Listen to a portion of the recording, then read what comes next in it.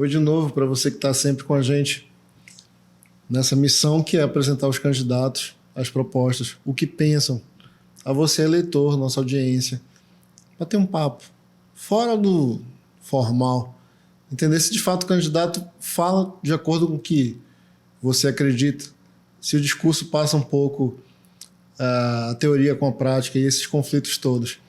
Hoje nós conseguimos trazer a professora Nilce, que é candidata a deputada estadual, reeleição pelo PDT. Muito obrigado, candidato. Eu tenho falado sempre aqui então preciso reiterar os nossos agradecimentos, porque parar para fazer campanha, que é custoso, e dedicar uma horinha para conversar com o eleitor é de verdade um ato generoso. Eu que agradeço, quero aqui de pronto agradecer, logicamente parabenizar, né, porque um programa que leva informação à nossa população, informação aos nossos eleitores, a gente tem que realmente, porque a informação é que constrói. Então, parabéns a vocês por esse programa, mas também quero agradecer, né, a todos os internautas, a todas as pessoas que nesse momento estão nos assistindo, também dando um pouquinho do seu tempo para conhecer quem são os candidatos. E para mim sempre é uma honra falar com o público, e eu agradeço a oportunidade. Bom, no desafio de conhecer candidatos, a gente, mesmo falando de uma reeleição, para quem não conhece, quem é a professora Nilce? Interessante. Eu sou professora Nilce, sou mãe, sou avó, no momento estou viúva. Iniciei uma carreira política no município de Ananindeua, da qual eu agradeço muito a todos os meus amigos e amigas do município de Ananindeua, que com certeza nesse momento vão estar nos assistindo, mas dizer que eu, como professora, educadora, empresária, enfermeira de formação, mestranda em educação, tudo isso é fruto de muita luta, de muito trabalho. Eu, na verdade, eu nasci no bairro da Pedreira, muita gente não sabe, me criei no bairro da Pedreira. Sou filha de uma mulher aguerrida, corajosa, que me inspira até hoje, que é a minha mãe, Dona Irineia. E venho de uma família muito humilde. Quando digo humilde é porque fui criada só com a mãe. Então seria como a gente chama, mãe solo, mãe, né? Naquela época era mãe solteira mesmo. E a gente enfrentava muitas dificuldades por isso. Mas a minha mãe, ela sempre valorizou a educação. Então ela dizia sempre: minha filha, não posso deixar ouro, herança, bens materiais, mas educação vocês vão ter. E como filha mais velha, ajudei a minha mãe a criar os meus irmãos, que somos 4 filhos. Então sou uma mulher, como eu costumo dizer, uma mulher como tantas mulheres, porque hoje sou uma autoridade, sou uma deputada, e as pessoas costumam falar isso, né? Uma deputada. E eu digo, olha, eu sou igualzinha a todas as mulheres, né? Me alegro, me animo, me indigno, me revolto, fico muito feliz com as conquistas. Então, mas sou uma mulher que tenho muitos sonhos. Sempre tive muitos sonhos, desde a adolescência. Sonhei muito e sempre quis ter muitas oportunidades, sempre busquei oportunidades. E hoje sou deputada estadual, né, vindo à reeleição, mas com muita tranquilidade, com muita alegria, muito bem recebido, sem rejeição. Sou uma deputada que aonde chego as portas se abrem. Então eu fico muito feliz de poder hoje estar vindo à reeleição, não apenas com os meus amigos e amigas, mas com muitas pessoas que nos procuram. Então eu sou essa mulher, igual a tantas mulheres, com coragem, com muita fé. Perdi meu esposo, muita gente tem conhecimento disso, perdi meu esposo de uma forma brutal, porque foi uma violência urbana, ele foi assassinado, e isso realmente me baqueou muito. Poderia dizer que hoje eu seria uma pessoa no fundo do poço, mas eu tenho muita fé, e sou muito grata aos amigos que sempre me dão muita força. Então hoje continuo sendo essa mulher forte, com fé e corajosa. Bom, a gente costuma dizer que, principalmente sendo mulher, isso só já te torna política. É verdade. Mas como que foi a decisão de encaminhar esse caminho político? Na verdade, eu gosto até de falar isso, porque eu não gostava muito, né? Como muito da população, eu tinha, tipo assim, essa amnésia, essa coisa da política. Eu não gostava de política. Mas aí você vê, hoje, na maioria, na política, nós temos muitos candidatos e candidatas e parlamentares que têm irmão, que têm pai, que têm marido, que têm filho, né? E da minha família não tem ninguém na política partidária, não tinha. E eu não tinha nenhuma atração pela política.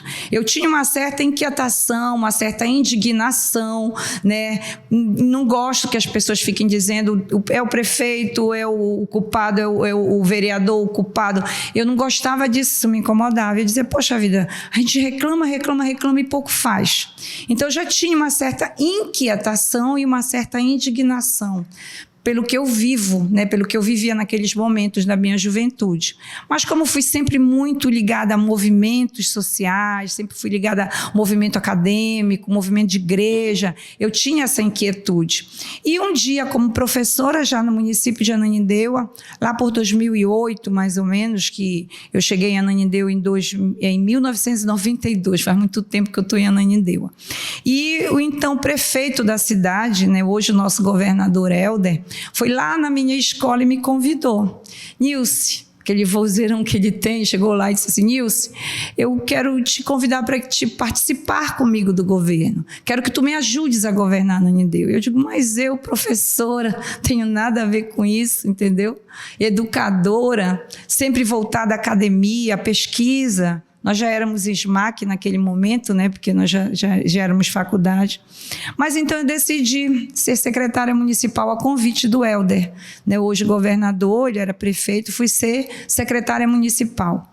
E em 14 meses, porque não foi os 4 anos, em 14 meses, a gente revirou e revolucionou a cultura do município.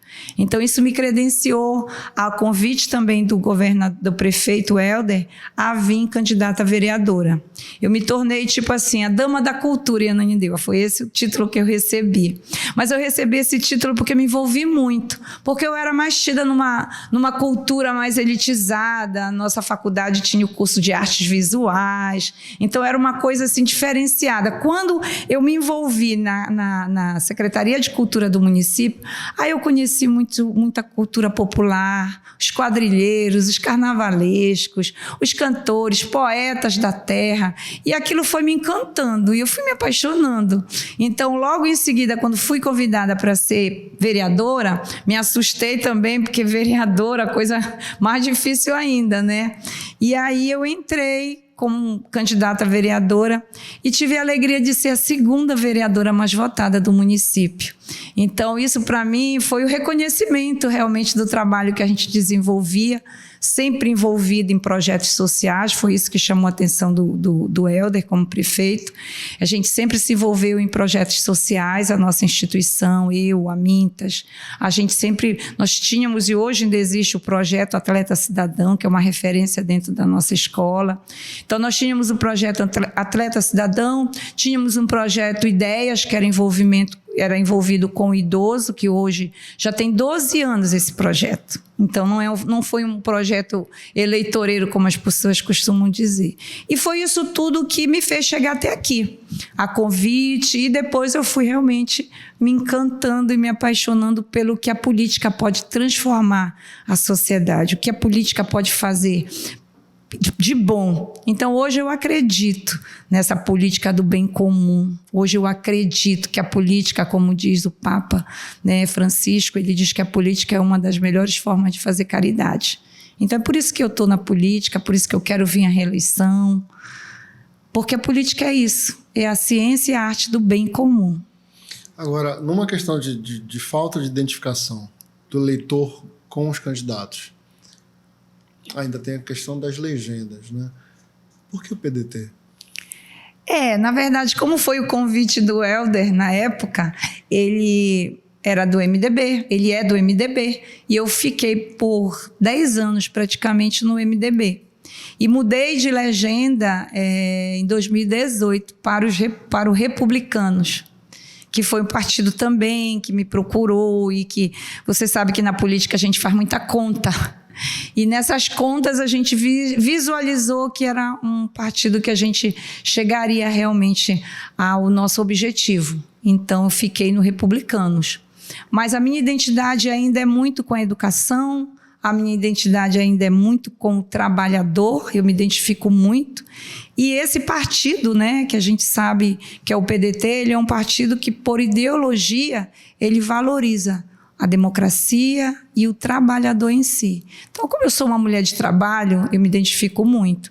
Então, quando eu tive essa oportunidade de escolher um partido da qual eu me identifico verdadeiramente, eu escolhi o PDT. Então, hoje eu estou no PDT, entendendo que o PDT realmente é um partido que valoriza o trabalhador. A senhora acha que a legenda, que o partido ao qual o candidato ou a candidata concorre, é mais um filtro para o eleitor? O eleitor deve levar em consideração a legenda, também pensando num projeto político, pensando sempre de forma mais abrangente?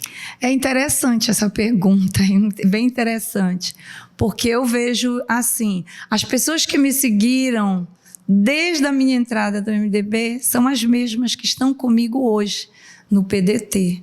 Então, influencia, eu acredito que em parte, né? Porque hoje a população ela olha muito, ela quer saber mesmo quem é o candidato, o que ele fez, o que ele faz e o que ele pode fazer pela população. Então, em parte, eu diria que em parte, 50%, porque eu continuo com os mesmos correligionários, com os mesmos eleitores de que eu comecei essa carreira política. Mas começou como vereadora, está indo já para deputado estadual, está aumentando o número de votos. Com então, certeza. A gente tem uma coisa a considerar aí também, né? Sim, com certeza. E aí eu digo que é mesmo o fruto de um trabalho, de um projeto de vida, não apenas um projeto político, mas um projeto de vida. Eu também vejo muito assim. Eu sempre até brinco, né? Aquela música do Roberto Carlos que diz: eu quero ter 1 milhão de amigos e bem mais forte poder cantar. Eu acho que eu venho mais ou menos por essa vertente. Lá, aquele número de seguidores que a gente tinha lá no começo, né? Isso foi ampliando. Mas fruto, eu acredito muito também, as redes sociais hoje, elas mostram muito, então elas identificam. Hoje não dá para o candidato dizer eu vou fazer, eu faço, eu fiz, porque está tudo ali. Você não pode enganar um eleitor. Então, eu acho que isso também é um outro filtro. Mas eu acho que é isso, é o trabalho que a gente desenvolve. Isso vai aumentando, né, de dezenas, de centenas, para milhões e bilhões de pessoas que possam. Eu estou bem confiante nessas eleições. O teu eleitor, ou a pessoa que está pensando em votar, está indecisa ainda num deputado estadual, ela consegue ir na tua rede social e, de fato, comprovar toda a tua carreira, todo esse caminhar até agora, assim, tudo que foi feito? Com certeza, ajuda muito. Não vou dizer que é decisivo porque ajuda, né? Mas ajuda muito. Eu tenho muitos seguidores e muitas pessoas que eu chego, que eu atendo, muitas pessoas que chegam até mim. Eu tenho muitos eleitores que disseram para mim assim: eu lhe acompanho pelas redes sociais, eu gosto do seu trabalho, eu me identifico com a senhora, principalmente as mulheres. Então, muitas pessoas chegam até a mim e vêm e falo para você, sabe, de coração aberto. As pessoas vêm espontaneamente. Tem aquela coisa da troca, né? Mas vem muita gente. Teve momentos que eu cheguei até a desistir, foi quando meu esposo faleceu. Humanamente eu me enfraqueci e eu fiquei muito abalada. E aí muitas pessoas vieram e deram apoio e disseram: não, eu vou lhe ajudar, eu vou lhe ajudar. Então, essa espontaneidade da população, né, do eleitor, porque às vezes tem aquele que te admira muito, gosta de você, mas ele está comprometido com outro candidato. Acontece isso também, né? Mas as pessoas, elas se aproximam muito pela minha rede social. Hoje a gente tem mais de 60 milhões de eleitores, 60 mil eleitores. Agora, seguidores. É bem curioso, né? Porque a gente está falando de uma classe em que supostamente a população não tem mais interesse em seguir e falar. E aí tu falando exatamente o contrário. Né? Como é que faz essa dicotomia de estar disposto a ouvir, estar disposto a receber o eleitor? Qual é o segredo? Vai, professora. Como assim? O segredo de ter esse eleitor te procurando e chegando e conversando. Como eu estou falando, eu acho que essa faz parte da boa política. Você sabe que hoje a política ela não é tão bem vista, né? Muitas pessoas não querem saber. Sim, e uma reclamação é que o candidato aparece só para pedir voto isso, e depois isso. Então tem essa questão, né? Então quando eu falo isso para você é porque na verdade as pessoas se identificam comigo porque eu sou muito presente.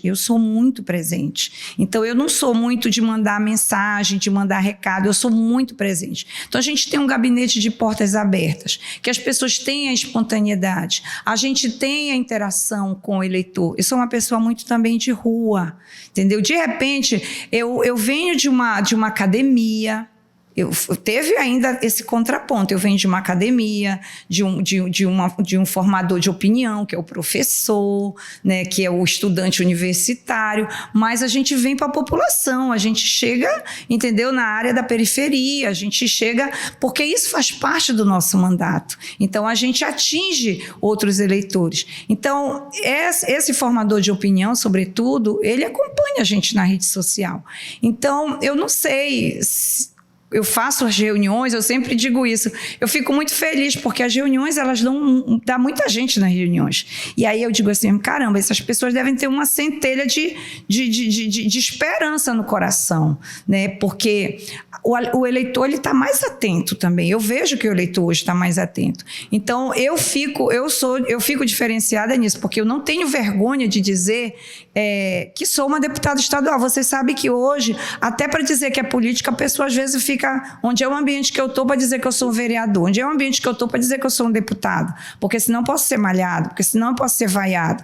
Mas eu tenho muito orgulho de dizer, eu sou deputada estadual. E isso também, o fato dos projetos sociais, você sabe que fazer o bem sem olhar a quem, isso ajuda muito. Então eu venho de projetos sociais, os meus eleitores, eles são as pessoas que são beneficiadas, seja nas escolas que nós temos hoje no município de Ananindeua, que são escolas de projetos sociais. Nós chegamos a atender 1.000 crianças. Com a crise, com a pandemia, a gente reduziu, mas hoje a gente atende em média 500 crianças. 500 crianças numa escola gratuita. Então você tem aquela família toda grata por você. O Projeto Ideias, que tem 12 anos do Projeto Ideias, são 11 polos espalhadas na área metropolitana. Então essas pessoas, elas são gratas. Vem o filho, vem o neto, vem a nora, que vem agradecer o trabalho com o idoso que a gente faz. Então, essa população, ela vem de graça.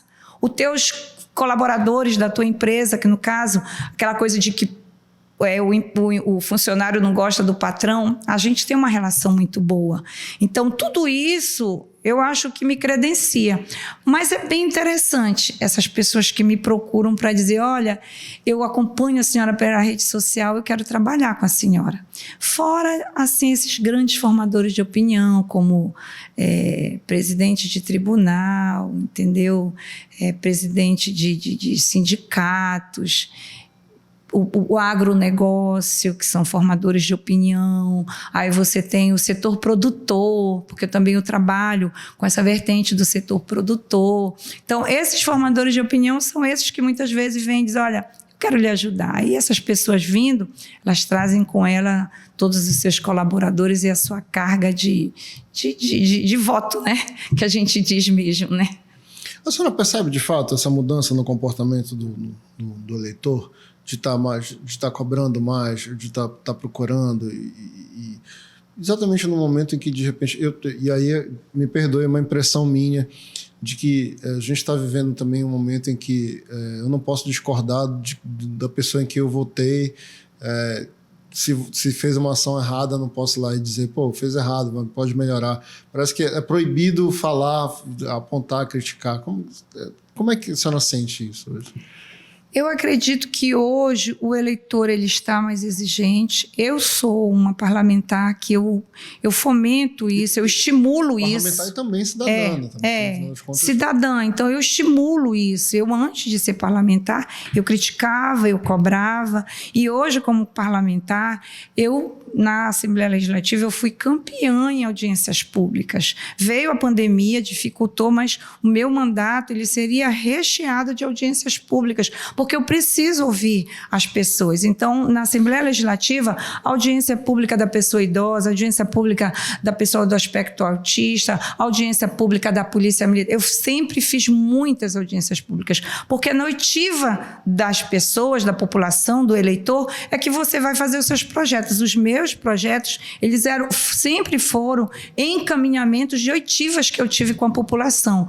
Então, hoje eu acho que é preciso a gente estimular essa criticidade. Você já ouviu falar quando alguém diz assim mesmo, eu não quero que fulano entre na minha casa, fulano não vem no meu bairro, fulano não entra na minha igreja, porque veio aqui há 4 anos e não fez nada, então hoje não entra mais. Eu escuto isso, hoje só entra a senhora professora, mas fulano não entra na minha casa. Eu digo, minha querida, abra a porta, mande entrar, mande sentar, sirva um cafezinho, dê água e pergunte o que ele fez. Não faça isso, dizer, não, eu não quero nem saber, deixa ele vir.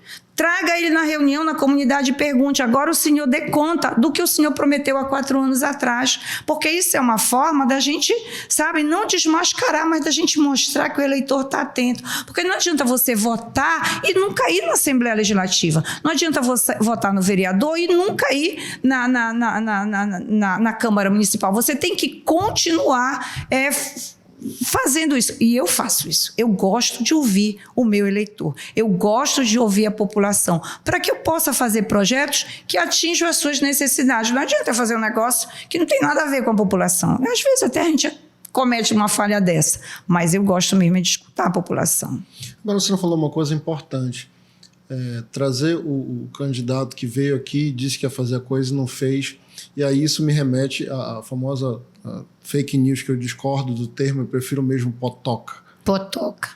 O que a senhora entende e o que a senhora pensa dos políticos, do famoso político potoqueiro, que usa ainda esse meio como forma de luta política, como, né, de condução da forma política de agir?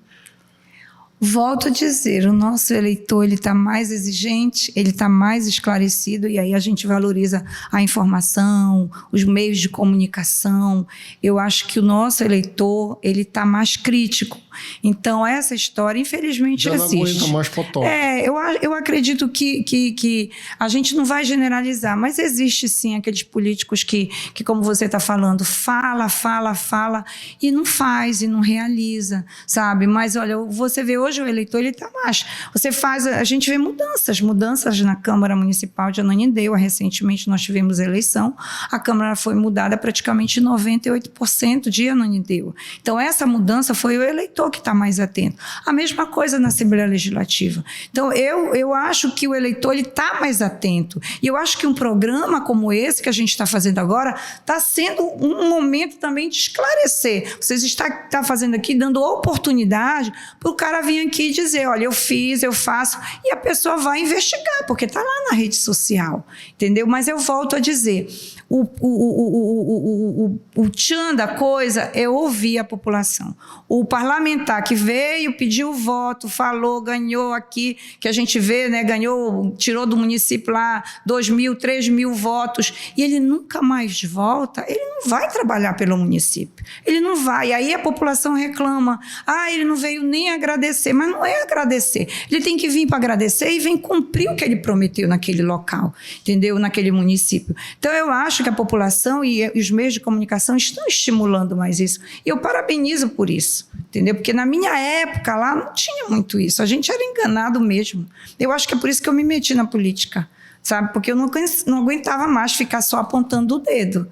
Então, isso de ouvir, você pode ter certeza. Hoje, eu sou procuradora especial da mulher da Assembleia Legislativa, mas eu sou procuradora especial da mulher da Assembleia Legislativa porque eu sei das necessidades das mulheres. Eu ouvi muito, eu vivi muito, eu senti isso na pele. Então, eu digo, meu Deus, por que a mulher não está no parlamento? A mulher hoje ela está em todos os lugares, não é assim? Você vê a mulher juíza, advogada, tratorista, motorista de Uber. E por que na política partidária essa subrepresentação?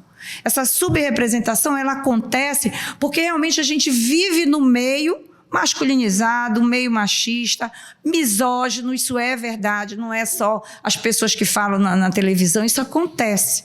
E hoje a Assembleia Legislativa do Pará, ela tem um diferencial. Nós somos 10 deputadas e estamos todas preocupadas, eu como procuradora especial da mulher, preocupada que nós mantenhamos essas 10 ou mais mulheres na Assembleia Legislativa. Mas também não é uma mudança necessária que começa, inclusive, não só pela mulher, mas também pelos partidos. Essa coisa que a gente tem discutido, essa violência política, inclusive contra a mulher, é uma coisa que os partidos também precisam estimular? Sim, nem todos os partidos estimulam. Por exemplo, hoje eu estou num partido no PDT. Tá? Nós temos uma comissão só de mulheres, onde a gente trata das questões das mulheres. Então, hoje na Assembleia, por exemplo, hoje na Assembleia Legislativa, eu sou procuradora especial da mulher. Eu represento nacionalmente o Observatório Nacional da Mulher na Política. Então, essa questão da mulher na política, ela tem que estar em todos os espaços. Essa discussão eu fomentei durante os 3 anos e meio de mandato. Você pode ter certeza que 2020, o número de parlamentares, vereadoras, que nós tivemos um aumento muito pequeno, discreto, né, de 2%, mas teve aumento. 29 mulheres no executivo. Pela primeira vez o Pará tem 29 prefeitos. E isso é fruto desse estímulo, dessa conversa, dessa roda de conversa, dessa audiência pública, desse diálogo que a gente faz, aonde a gente chega, estimulando que a mulher tenha coragem, porque realmente é um meio muito difícil. Infelizmente, essa violência ela começa dentro dos próprios partidos. Você não vê presidente de partido, nem nacional, são poucas, aí a gente ressalta a Renata do Podemos, é uma mulher, mas você vê aqui no estado do Pará, todos os presidentes são homens. Então, como já começa aí essa discriminação dentro do partido? Conquistamos os 30% do orçamento para as mulheres na campanha, isso foi luta de muitos anos, luta de muitas mulheres, entendeu? Então, eu não sei quantos você já entrevistou de homens e mulheres aqui, mas deve ter sido um percentual de mulheres bem pequeno. Mas nós temos hoje muitas mulheres se candidatando, com essa coragem, com essa força, com essa fé, porque terminamos nós fazendo a campanha dos homens. Se você verificar, a gente vê aí presidente de associação de bairro, presidente de comunidade, a grande maioria são mulheres, e elas trabalham para eleger os homens. Então a gente precisa reverter isso, e eu trabalho muito com isso. Eu comecei a fazer conta tentando recuperar aqui. Eu acho que talvez a gente tenha conseguido 50% aqui de candidatas vindo aqui e aguerridas, e todas com uma fala bem forte, um posicionamento forte, né, exatamente nessa mudança. Escolher partidos que respeitam essa questão, a questão do gênero, também já é mais uma forma do eleitor começar a separar as coisas? Sim, digamos assim, eu hoje estou no PDT e muitas mulheres, sabe, que me seguem, se filiaram ao PDT. Pelo diálogo, e eu estou há pouco tempo, pelo diálogo que a gente faz, pela valorização da mulher na política. Então, a gente tem esse partido como... Eu não iria para um partido que realmente não tivesse essa vertente de valorização da mulher na política. Eu já fui no Partido Nacional, né? Já dialoguei com a presidente nacional, fazia isso também no outro partido que eu estava, porque eu acho que a gente precisa fazer esse diálogo para oportunizar. Se eu levanto essa bandeira, como é que na nacional não vai levantar? Mas aqui a gente levanta. Eu entrei no partido e, por entrar no partido, hoje eu já sou vice-presidente do partido, porque foi um diálogo que se fez de representatividade, mas o presidente é um homem, entendeu? Nós temos ainda muito isso. Essa lei da violência política contra a mulher, ela é do ano passado. Tem uma lei muito nova, mas essa violência política a gente já vai vivendo. Quem não viveu uma violência política? Qual foi a vereadora? Qual foi? E eu, como procuradora especial da mulher, eu recebi várias denúncias. E várias denúncias eu cheguei até a levar ao Ministério Público. E várias denúncias chegaram, eu tive embate, e nós temos ainda isso na Alepa, Nós temos isso aí nas câmaras municipais, infelizmente, porque é uma maioria. E aí a gente fala muito, as mulheres precisam se unir, as mulheres precisam se unir. Mas, enfim, eu acredito muito que as mulheres elas estão se alertando, né, abrindo, descortinando os olhos para isso. Porque se nós definimos no legislativo as leis, se nós que criamos as leis, quanto mais mulheres tiver, mais a gente vai atender às nossas especificidades, porque nós temos. Quem precisa de creche é a mulher. O Pará é campeão em câncer de colo do útero, então a gente precisa ter mais política para a saúde da mulher. Câncer de mama e tantas coisas. A equidade salarial. Nós fazemos as mesmas coisas e temos salários menores. Por quê? Porque no legislativo a gente precisa mudar isso. E a gente vem mudando isso, né? A partir da Lei Maria da Penha, né? A gente valoriza isso. Estamos vivendo o Agosto Lilás, 16 anos da Lei Maria da Penha, né? Então, a partir da Lei Maria da Penha, a gente vem, sim, ganhando mais espaço, né, e vem avançando cada vez mais. Essa lei de política contra a mulher, ela é recente e foi uma mulher que fez, entendeu? Então, para a gente isso é muito importante, a mulher na política. Agora, uma coisa, voltando lá para o início da nossa conversa, que eu anotei uma fala aqui de educação e cultura. Essas também são as tuas principais bandeiras, as tuas principais causas? Eu sempre... Às vezes tenho que fazer uma justificativa aí. Eu sou professora há 40 anos. 40 anos eu sou educadora, sou gestora de escola. Então, eu entendo essa dor do professor, do aluno. Eu entendo. Só que eu trabalhava na área privada, entende? As nossas instituições, as nossas escolas são particulares. E aí eu comecei, a partir de 2008, 2012, eu comecei a vivenciar a escola pública.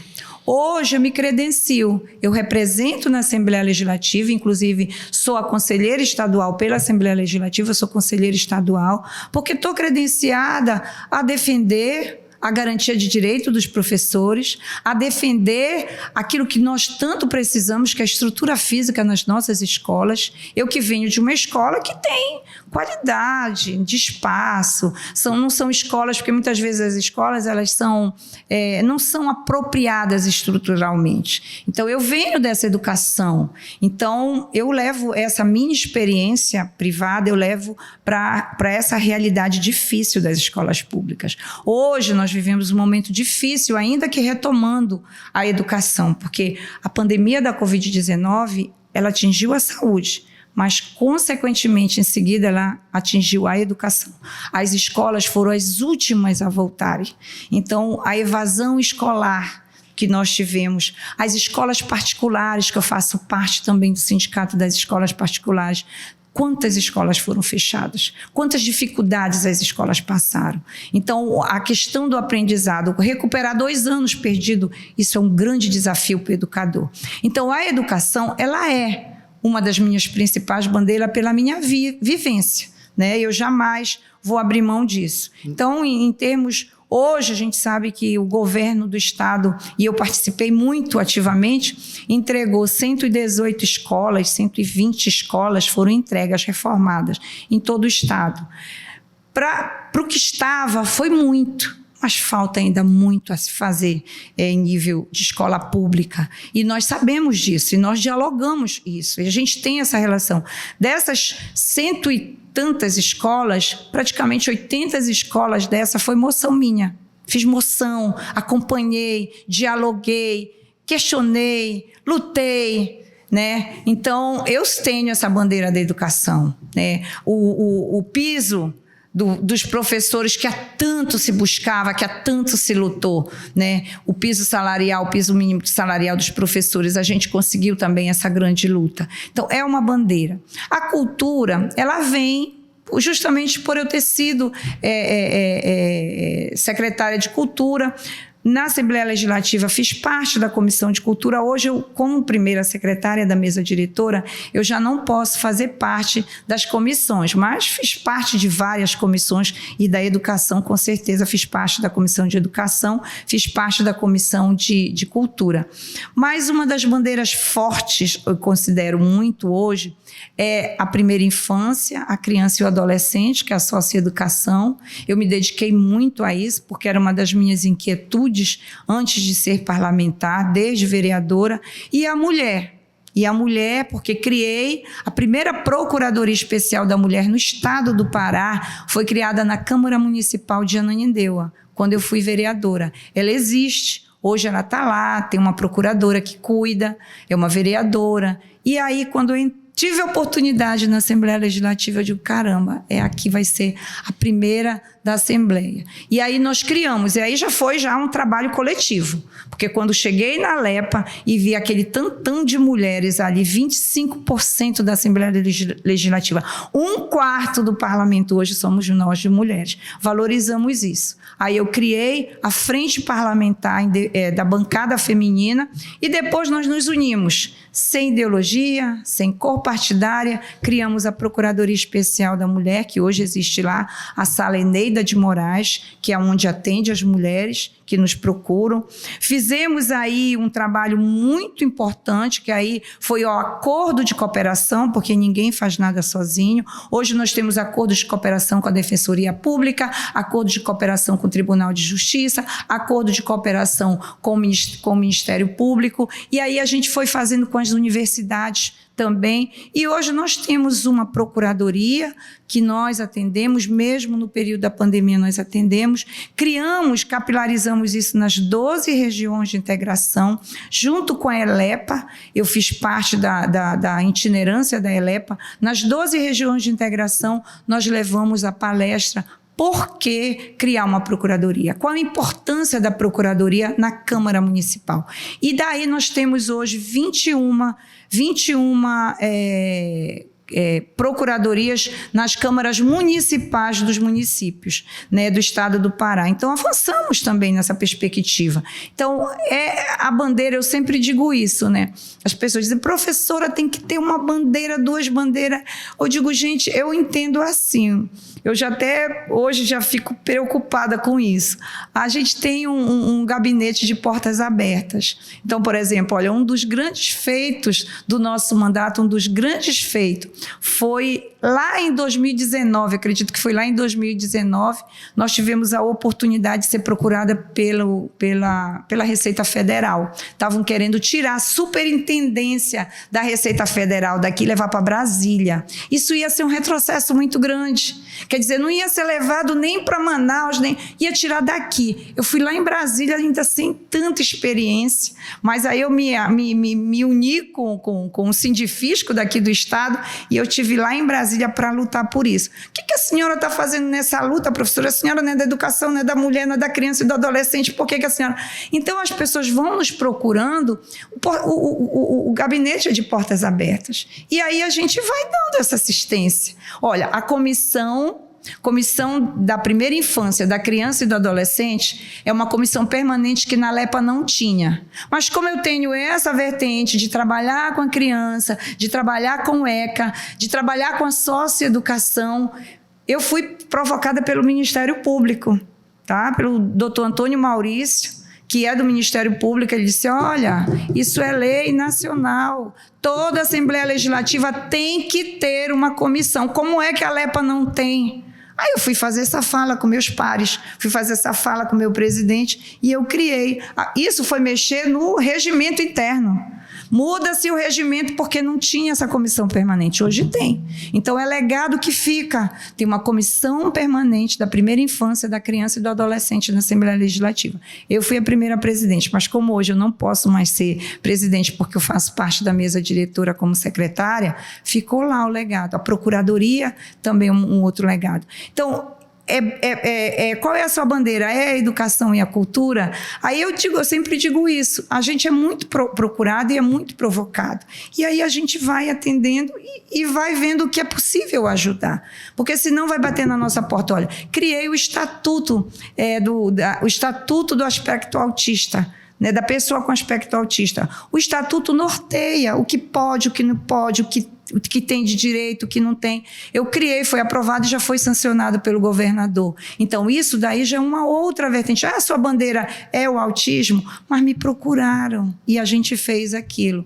Então, a gente tem muita lei, por exemplo, foi sancionada pelo governador, a lei do empoderamento, a política de empoderamento da mulher no estado do Pará. Foi uma lei minha, né? Foi aprovada e foi sancionada pelo governador. Então, são leis que a gente foi procura, foi oitiva, foi necessidade. Nós fizemos já é um projeto de lei, já foi sancionado, é um outro projeto de lei, que é o projeto de lei que é um programa contra a importunação sexual nos estádios de futebol. Isso eu ouvi. As mulheres chegaram comigo e disseram: deputada, a gente quer fazer uma audiência. Eu fiz uma audiência pública e a mulherada veio. E quem disse que mulher não gosta de futebol? Claro que mulher gosta de futebol, mas não se sente à vontade de ir para o campo. Porque chegar no campo é muito homem, aí vem os gracejos, vem as palpadas, vem as pegadas, as gracinhas. Criamos esse programa, fomos para os estádios de futebol e a mulher se sentiu amparada. A mesma coisa, importunação sexual no transporte público. Então, a gente vai fazendo as coisas conforme o nosso gabinete de portas abertas vai chegando e a gente vai. Então, às vezes me pergunta: a senhora é a deputada da educação, da mulher, da criança? Eu digo: olha, eu sou da população. O que o povo me procura, eu estou fazendo o meu papel. Olha, essas coisas, e mais falou também, moção. No final das contas, o eleitor não sabe a importância do cargo de deputado estadual, deputado federal. O que faz o deputado estadual e qual que é a importância? O que é essa moção que falou? Olha, moção é o nosso, acho que é o nosso papel diário, né? Eu escuto, olha, eu tive recentemente, porque nós não estamos afastados do mandato, né? É pela primeira vez eu estou concorrendo a um cargo de reeleição e eu até achei que a gente se afastava, né? Para ficar mais à vontade para trabalhar na reeleição. A gente está no exercício do mandato. Então, a gente está trabalhando. E eu tenho, nessas oitivas, nessas reuniões que eu vou já na campanha política, e aí as pessoas dizem: a vicinal, professora, a escola que está deteriorada, a escola que está caindo na cabeça da gente. Aí o que a gente faz? A gente prepara uma moção, que é uma solicitação para o prefeito, para o governador, para as entidades e as instituições responsáveis por a resolução daquela situação. Então, eu fiz muitas moções e muitas foi atendida. Foi atendida pelo governador, foi atendida pelo prefeito de Ananindeua, foi atendida pelo prefeito de Belém, porque a gente faz a moção e elas são lá preparadas no legislativo e elas chegam lá na ponta, lá onde tem que ser. E a gente pode acompanhar ou não. Só que como eu sou uma pessoa muito determinada, eu acompanho. É que nem as nossas emendas. As pessoas dizem: não, eu mandei emenda, foi o prefeito que não fez. Eu mando a emenda e eu fico cutucando. Eu fico procurando aquele prefeito para saber se ele fez a quadra, para saber se ele fez a reforma dos postos de saúde. Então, na verdade, a moção é isso. E o papel do parlamentar, do deputado estadual, é importante a gente esclarecer, porque muitas vezes nos apontam como se nós fôssemos executores, como se nós fôssemos asfaltar a rua, como se nós fôssemos construir a escola. Nós não construímos, nós fazemos os projetos de lei que realmente muda a realidade da população, porque são leis que vão começar a serem cobradas, porque a gente vai começar a cobrar do executivo, se aquilo está sendo feito. Então, a gente faz o projeto de lei, a gente faz quando pode fazer projeto de indicação. Fiz projeto de indicação, é quando a gente faz projetos que não somos nós que vamos, que é o governador que vai executar. Então, a gente faz o projeto de indicação para o governador fazer. Por exemplo, um projeto de indicação para construir algo. Isso eu não posso construir, mas eu indico que o governador vai fazer aquele projeto de indicação. E o projeto pode ser feito ou não, dependendo do governador. Então, O nosso papel não é executar, o nosso papel é legislar e fiscalizar, que muitas vezes não é feito essa fiscalização. Quando eu fui vereadora, eu era de oposição. Eu fiscalizava. Hoje, como a gente chama, sou de situação, sou da base do governo Helder, mas a gente também fiscaliza, a gente também cobra. Vai nas secretarias e vai, quando tem que falar, fala. Isso daí é o nosso papel, é isso que nos credencia como legisladores. Que é aquilo que a gente falou mais cedo também, não é porque nós estamos do mesmo lado que não podemos apontar erros e acertos. Não. A população está vendo. Só quer ver acerto, mas apontar erro.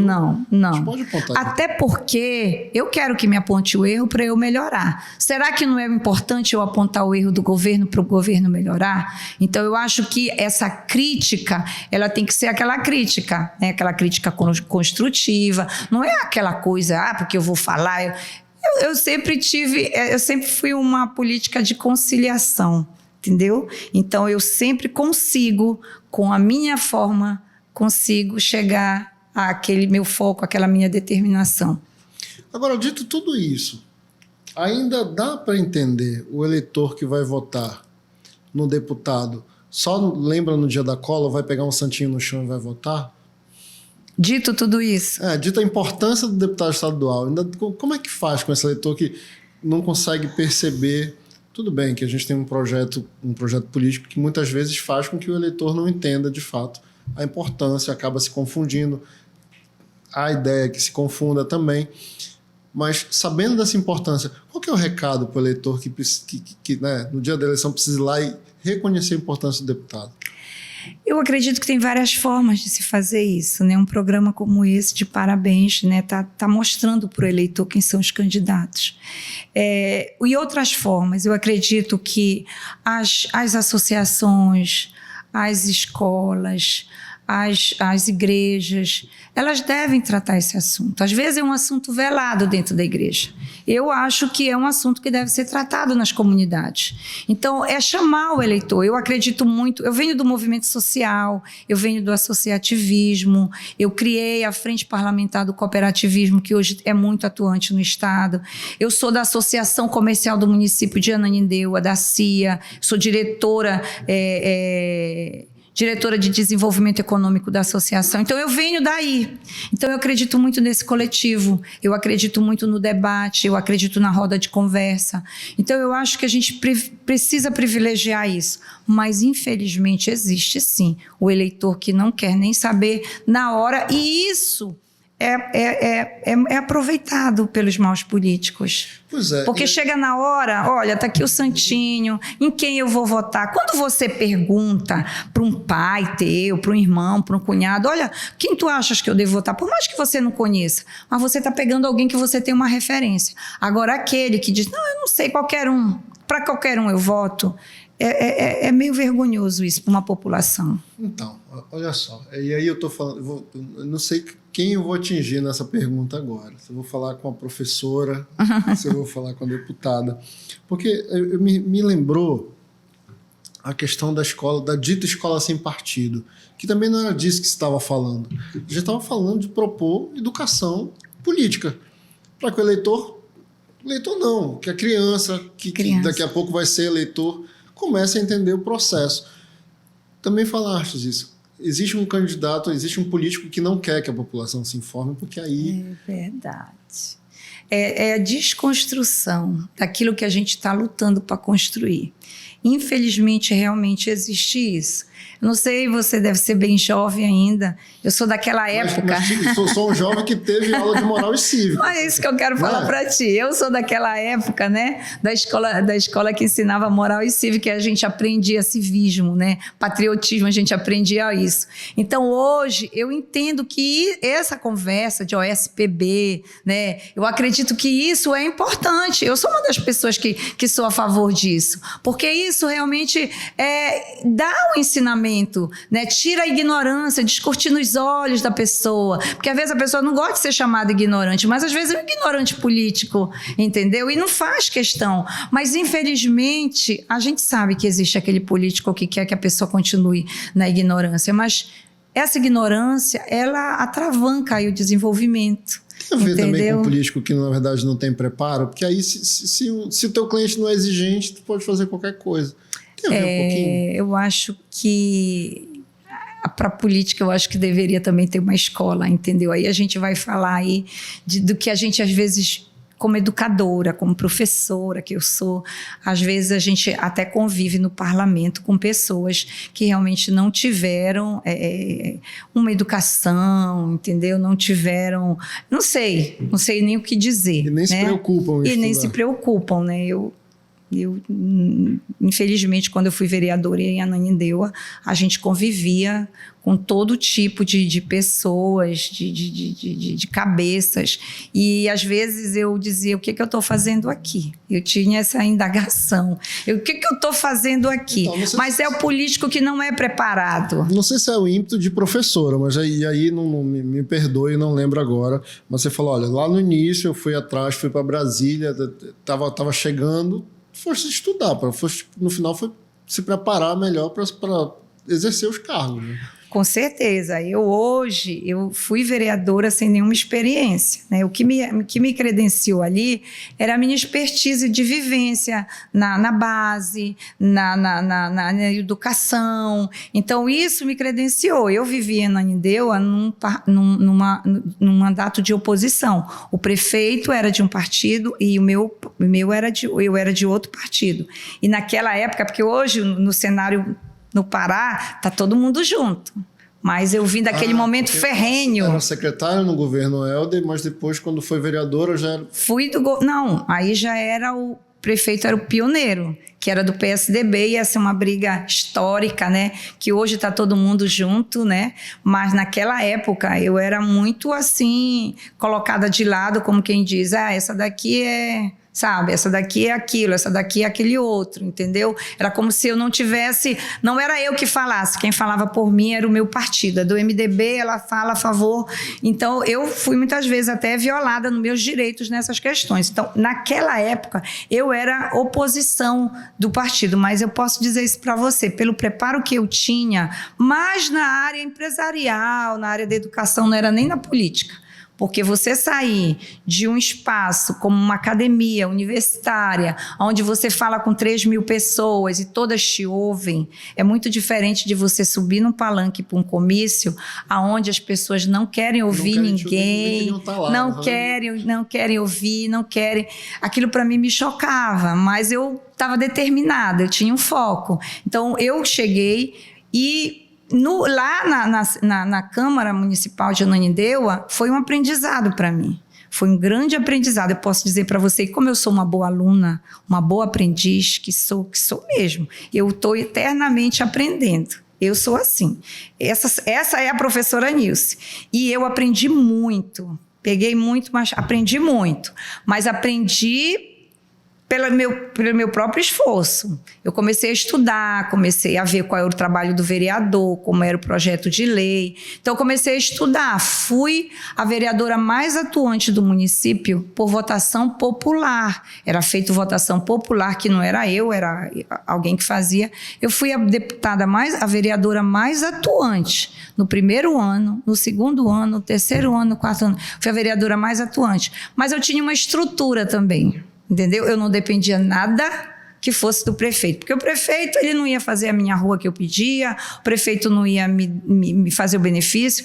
Eu tinha uma estrutura que eu trazia da minha instituição e eu trabalhei muito com isso. Então eu fui a vereadora mais atuante, dentro de projetos também, e eu gostei. Quando eu meti o meu pé na Assembleia Legislativa, eu disse, agora eu vou colocar em prática tudo que eu aprendi. Entendeu? Então uma pessoa que chega hoje nua e crua, porque você sabe que tem pessoas que já chegam deputada federal, né, já chegam deputada estadual. Eu te falo mesmo, eu aprendi muito como vereadora. Não tem jeito, né? E há inclusive, existem os que têm carreira política, mas não estão preparados. Infelizmente, hoje nós vivemos uma campanha política e aí todos os nossos internautas, telespectadores estão sabendo disso, todos os nossos que estão nos assistindo agora, eles sabem disso. A gente vive uma campanha que as pessoas só falam em dinheiro. Eu nunca vi uma campanha onde as pessoas falam de dinheiro, dinheiro, dinheiro, dinheiro. Me perguntam, quantos milhões a senhora tem, professora? Olha, se a senhora não tiver X milhões, a senhora não vai ganhar a eleição. Mas eu estou, digamos assim, vacinada. Eu vejo, e o público que eu trabalho, né, eu vejo que as pessoas estão mais atentas. É preciso ter o dinheiro para a estrutura, você vai precisar de combustível, você vai precisar de carro, você vai precisar de material. É preciso ter uma estrutura para uma campanha, sem dúvida nenhuma. Mas se você não tiver trabalho, pode ganhar a eleição, mas vai ser só um mandato, porque o povo está muito mais atento. Então, hoje, quando as pessoas falam, professora, a senhora não tem medo porque fulano tem uma maleta, tem a mala preta, tem a... Eu sei que tem. Mas eu estou muito mais ali com Deus, que eu acho que também, pela minha fé, pela minha religião, sou muito, muito religiosa. E muito, se não fosse, eu acho que já estaria numa situação mais complicada. Mas eu sou muito religiosa. Então, eu digo que é Deus e é o povo. Quem elege é o povo. Eu ganhei uma eleição, nós ganhamos uma eleição para vereador, para deputado estadual, e eu falo isso para você. Lógico que meu esposo ajudou muito. Ajudou muito, faz uma falta imensa hoje. Mas ele ajudou muito. Sem nenhum vereador, sem nenhum prefeito. Hoje você pergunta, você é candidata? Quantos prefeitos a senhora tem? Quantos vereadores a senhora tem? Então eu não tinha isso. E as pessoas diziam, não vai ganhar. Não vai ganhar, não tem nenhum vereador. Não tem nenhum prefeito. Ganhamos a eleição. Por quê? Foi Deus e o povo que quis. Então hoje eu tenho o mesmo sentimento. Hoje eu tenho trabalho. Muito trabalho. Então, eu tenho que mostrar para a população. Então, eu tenho que ir em busca do voto consciente. Eu tenho que ir em busca do voto consciente. E ir na população mais, digamos, menos privilegiada e educá-las e mostrar para elas como é que tem que ser. E atingir essa população do estado todo. Mas, assim, é uma campanha difícil, é o estado todo. O nosso estado tem dimensões continentais. Infelizmente, pelo luto que vivi, infelizmente, pelos 2 anos de pandemia, lockdown, eu não tive a oportunidade, que era a minha determinação, conhecer os 144 municípios. Eu não tive condições de conhecer os 100, mas a minha determinação era essa. Mas eu conheci 68 municípios e atingi, através das 12 regiões de integração, chegava na reunião e vinha daquela região do Marajó, vinha todo mundo ali e a gente conhecia. Então, eu não tive essa oportunidade. Entendeu? Então, por isso que hoje eu quero ter essa oportunidade, porque determinada pelo trabalho e pela paixão que tenho pelo Pará. Sou paraense, sou papaxibé mesmo, entendeu? Amo esse estado, amo esse estado. Não penso sair desse estado. Para você ter uma ideia, a minha família hoje, eu tenho 2 filhas, 2 genros, 3 netas que moram em Portugal. Moram em Portugal. Pela morte do meu esposo, da forma violenta que foi, eles, mãe, a gente vai para Portugal. Hoje vivem lá, numa vida muito modesta. Aqui teriam muito mais condições, mas lá eles vivem numa vida muito modesta. Mas, como eles dizem, aqui a gente tem qualidade de vida. E eu digo para eles, o Pará tem condições total de ser a maior potência do Brasil, dessa nação. Nós hoje somos os maiores produtores de cacau, que antes não éramos. Antes era Bahia. Nós hoje somos os maiores produtores de mandioca, maiores produtores de açaí. Aqui não neva. Olha lá como está Portugal. O clima agora, 47 graus. As pessoas morrendo do calor. E aqui você não tem isso. Você não tem geada, não tem seco. Pará é esse estado maravilhoso. Tudo que planta a gente colhe, entendeu? Nós temos o maior arquipélago de água doce do mundo. Então, eu acredito nesse estado. Eu acredito. Então, as minhas filhas, mãe, vão vir agora para votar. Vão vir para votar. Porque, mãe, a gente não vai perder esse voto. Então, elas vão vir aqui para votar e matar a saudade. E, logicamente, participar do Círio, que elas são devotas de Nossa Senhora de Nazaré. Elas vão estar vindo. Mas elas moram em Portugal. E eu estou aqui com um filho e 2 netos, agora mais um neto. Mas eu amo esse estado. Não tem possibilidade de dizer, eu vou tranquilidade. Trabalhei muito a vida inteira. Venho de uma família muito humilde, trabalhei muito. Talvez hoje era para estar curtindo, né, vivendo, mas eu amo Pará. Eu não abro mão disso. Tem uma coisa na sua fala, e aí eu vou provocar, me permita. É um pouco também observar o político que começa a colocar os valores e não apresenta trabalho para o eleitor. É uma forma do eleitor também separar essa coisa. A gente precisa apresentar trabalho, né? É um pouco disso. É preciso que o eleitor esteja atento.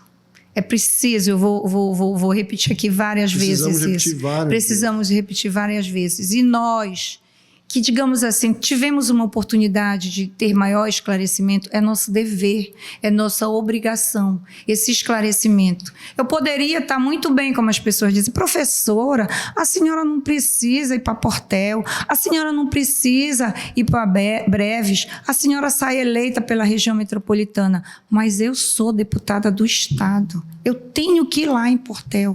A violência sexual contra a criança no Marajó, ela é muito grande.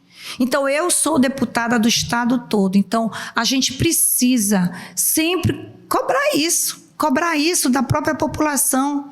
Tem que ter trabalho, porque, infelizmente, foi feita pesquisa também na Assembleia, né? E tem lá os deputados, isso foi mostrado em rede social, os deputados que mais faltaram, os deputados que não apresentaram projeto de lei nos 3 anos e meio. Não tem isso. Então, a população precisa saber disso. Entendeu? Agora, eu trabalho. O mote da minha campanha é uma mulher de trabalho, que foi criado e eu realmente, né, fui tida na Assembleia Legislativa com todas as dificuldades. Eu, na pandemia, eu cheguei até a UTI. Mas mesmo no hospital, depois que saí da UTI, a gente ficou trabalhando, porque eu gosto. Talvez as pessoas até às vezes falam, é uma forma dessa ausência do meu esposo, a professora, às vezes as pessoas me criticam, professora, você está trabalhando demais. Eu gosto, eu me realizo, entendeu? Então, esse fato do trabalho, nosso povo tem que estar mais atento. O que foi que esse deputado fez? O que foi que essa deputada fez? O que ela vai fazer? Quem foi ela? Entendeu? Então, a gente vai falar a noite toda aqui, vai pedir para todos que estão nos assistindo, nos ouvindo nesse momento, que avaliem. Tem como avaliar. Não vão pela cabeça dos outros, de jeito nenhum. Nessa avaliação, eu fui tida na Assembleia Legislativa também como campeã em projetos de leis. Projetos e propostas. Foram mais de 438. Dessas 438 processos legislativos, 70 foram para as mulheres. Eu fico muito feliz por isso. 70 foram para as mulheres. Então, eu sou uma deputada que eu represento hoje na Assembleia Legislativa as mulheres do Estado do Pará.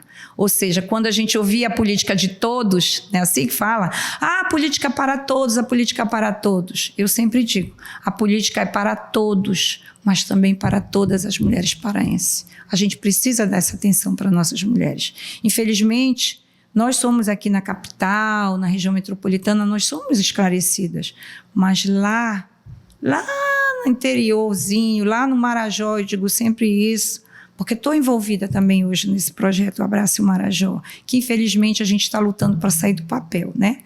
Mas o Marajó, o nosso IDH do Marajó é um dos índices mais baixos, é do Marajó, algumas cidades do Marajó. Então, um estado rico como esse, que tem realmente essa potencialidade de ser maior no Brasil, eu quero lutar por isso. Nós ainda temos um índice, um IDH muito baixo. Nós temos ainda uma população ainda muito pobre. Então, essa bandeira a gente tem que continuar levantando. Deputada, nós não queremos atrapalhar mais a sua visita a todos os municípios. A gente são só 63, a gente precisa ir à frente para chegar nos 144. Para nós foi uma honra, em meu nome, em nome da equipe, eu queria agradecer a sua dar essa uma horinha, né, principalmente nesse momento de acumular função, campanha, trabalho e afins, e queria pedir suas considerações finais. Olha, minhas considerações finais, elas não poderiam ser outra mensagem, né? Nós estamos no período eleitoral, nós estamos já aqui na campanha, faltam 30 dias, né? Porque hoje já é dia 1º de setembro, né? Então está faltando aí 31 dias. Mesmo. Daqui a pouquinho é o dia da nossa eleição.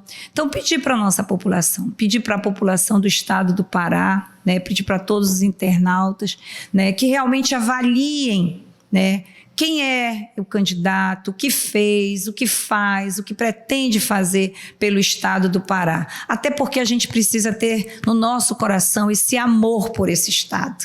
Eu tenho esse amor por esse estado. É claro que Ananindeua bate forte no meu coração, porque foi lá que eu tive a oportunidade de iniciar. Foi realmente Ananindeua, foi onde a gente demandou mais emenda, porque esse povo também é um povo muito sacrificado, né? Mas quando nós chegamos em Ananindeua, em 92, Ananindeua era uma cidade dormitório, mas hoje Ananindeua já é uma cidade em franco desenvolvimento, e a gente quer continuar, né, esse trabalho por Ananindeua, por todo o estado do Pará. Eu quero, logicamente, nas minhas considerações finais, pedir essa oportunidade de continuar esse trabalho que a gente vem desenvolvendo, continuar, e aí pedir para todos vocês. O nosso número é muito fácil. Tá aqui, eu sempre digo aqui, a decisão dessa eleição está na palma da mão. O nosso número é 1, 2, 3, 4, 5. Então, para votar no dia 2 de outubro, deputado estadual, professora Nilce, deputada estadual, 1, 2, 3, 4. E a gente agradece a todos vocês que nesse momento nos deram o prazer dessa conversa, desse diálogo. Satisfação foi toda nossa. Obrigado. É isso. Pode Parar vai ficando por aqui. Espero que a candidata tenha mostrado e falado coisas que interessam a você. Vai lá na rede social dela, vem na nossa também, dá feedback. Se falou que gostou, marca lá. Se não gostou, fala também. A gente precisa ter esse feedback para continuar melhorando. E essa é a ideia, acabar com o debate esvaziado, né? Vamos acrescentar argumentos no debate. É isso, vamos votar consciente. Pode Parar de hoje vai ficando por aqui, até a próxima.